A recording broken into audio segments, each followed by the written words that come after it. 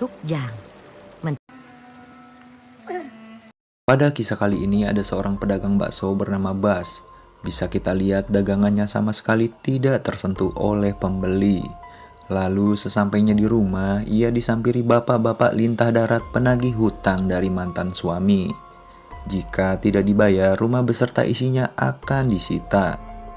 หรือว่าเธอจะ ไม่ใช่หน้าที่ของฉันต้องไปรับผิดชอบแทนใครนะ Bas hidup dengan seorang putri.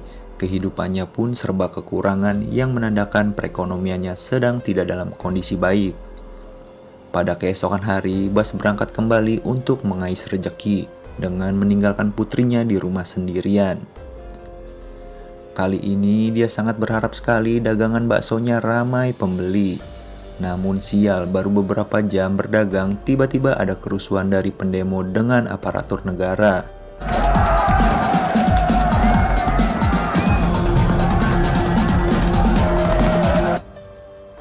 Bisa dibilang kerusuhan kali ini kerusuhan berdarah, lalu ia diselamatkan oleh seorang pria agar tidak menjadi target salah sasaran.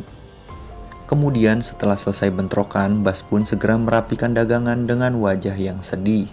Akibat dagangan yang sepi ditambah lagi oleh ulah para pendemo. Saat itu pula Bas melihat anaknya yang keluar rumah yang jelas-jelas sangat dilarang olehnya.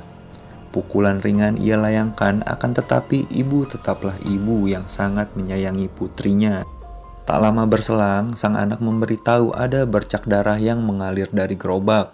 Di dalamnya ada seorang mayat yang bisa dipastikan pria tersebut salah satu pendemo, yang mungkin berniat bersembunyi karena luka dan akhirnya almarhum. Di lain tempat ada pria yang waktu itu menolong Bas bernama Pot, memberitahu kepada ibu temannya. Dia sudah berusaha mencari-cari keberadaan kawannya yang hilang, tidak ada kabar beberapa hari ini, yang pada saat aksi demo bersama dirinya. Bahkan sudah masuk pencarian orang hilang dalam aksi kerusuhan berdarah tersebut. Kemudian Bas kedatangan tamu, tidak lain dan tidak bukan ialah kekasih pembantunya.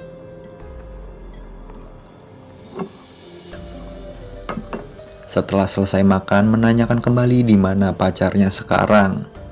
Dengan wajah kesal, Bas mengatakan pacarnya sudah kabur dengan suaminya.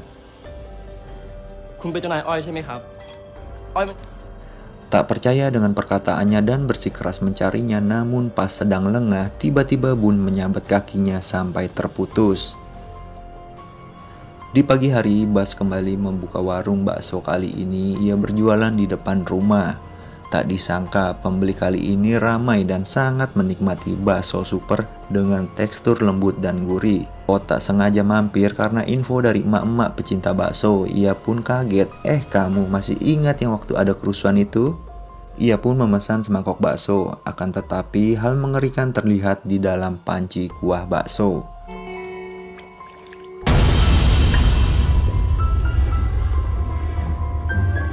Yang di dalam hatinya Bus berkata bodoh amat, yang penting laris. Tidak segan-segan Pot membantu Bas di warung baksonya, mulai dari mencuci piring, belanja, dan membantunya di warung bakso. Dari sinilah benih-benih rasa suka kepada Bas tumbuh. Sore menjelang malam, Bas kembali didatangi lintah darat yang menagih janji pada waktu itu. Bas pun mempersilahkan duduk dan menyiapkan 3 mangkuk bakso. Bahkan salah satu dari mereka memuji baksonya terlalu lezat.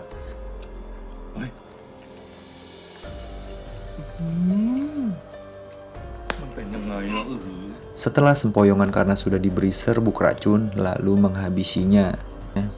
Kalau sudah begini, usaha Bus untung besar karena bahan baku utamanya serba gratis. Ternyata mayat yang digerobak dan kekasih pembantunya dia jadikan juga untuk bakso kenyal dan lezat. Yang ternyata Bun melakukan hal ini lantaran kisah masa lalu yang akan terjadi di akhir video. Setelah kejadian tersebut, Pot datang ke TKP dan kaget. Bas menceritakan bahwa kedainya diacak-acak preman lantaran preman-preman ingin makan gratis.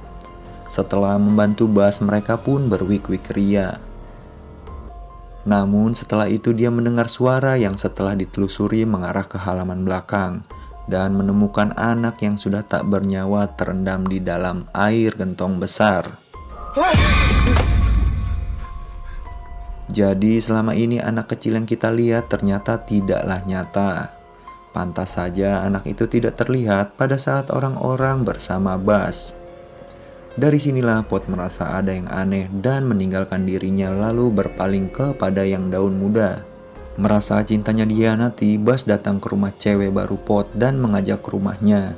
Dia pun tidak menaruh curiga lantaran Bas memiliki pribadi yang baik. Namun sial bagi wanita itu yang sudah tersadar sedang berada di dalam rumah di sebuah rendaman organ-organ manusia. Pot kembali ke rumah pujaan hati dan ibu wanita itu pun memberitahu dia pergi bersama Bas.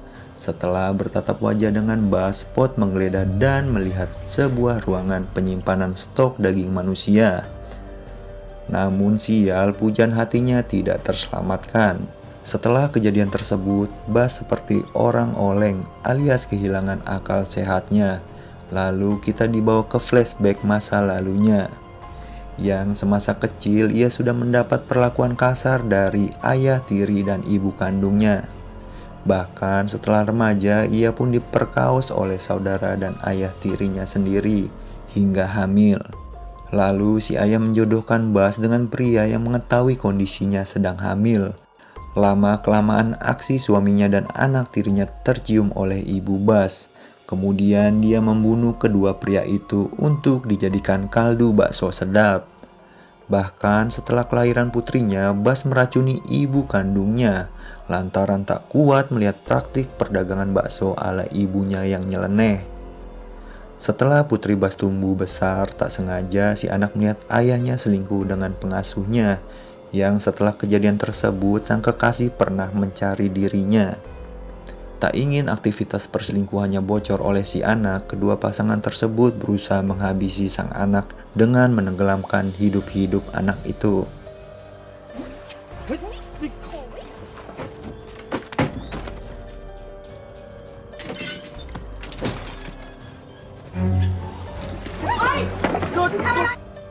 Mendengar teriakan dari sang putri, Bas tidak tinggal diam, namun naas anaknya tidak terselamatkan. Lalu Bas yang sedang murka menghabisi mereka berdua tanpa ampun. Penyiksaan-penyiksaan pun diberikan kepada mereka. Dari masa lalu inilah Bas yang terlihat normal ternyata mengalami depresi berat, sehingga melakukan hal-hal yang pernah dilakukan oleh ibunya untuk membalas dendam. Sebetulnya si Pot masih memendam rasa cinta dan peduli. Hal ini terlihat pada saat dirinya ingin menolong Bas. Namun naas ia terjun bebas dan tidak terselamatkan. Lalu film pun selesai.